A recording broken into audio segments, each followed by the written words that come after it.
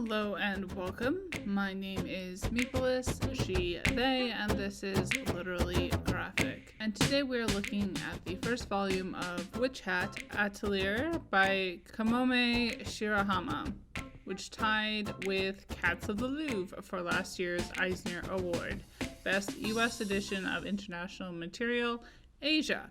Content notes for loss of a parent, and bullying. Besides Witch Hat Atelier, Kamome Shirahama has apparently done some variant covers for Marvel, DC, and Star Wars.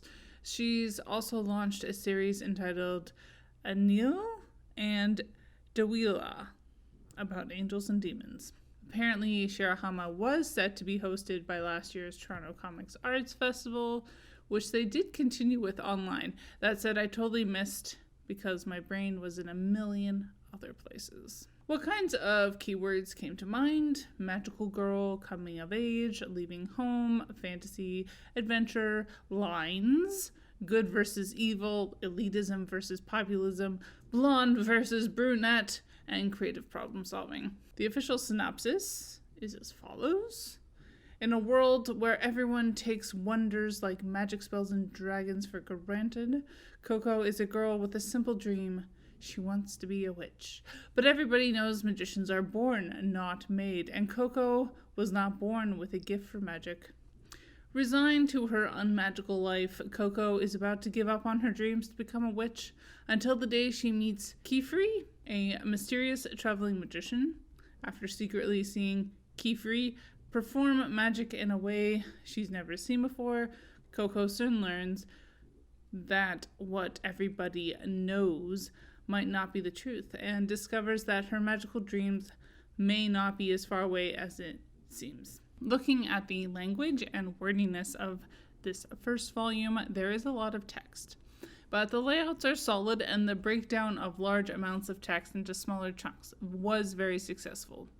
The art was also very detailed and luxurious.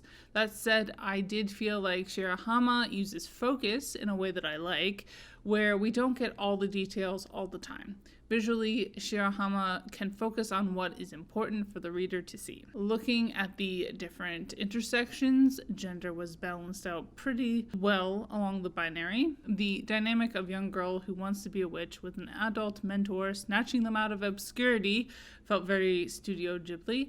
Not something I generally search out, but am generally along for the ride. Sexuality was ignored, but outside of our assumptions, I don't think anyone's sexuality, including heterosexuality, was really shown or implied, so I personally feel like that's fair.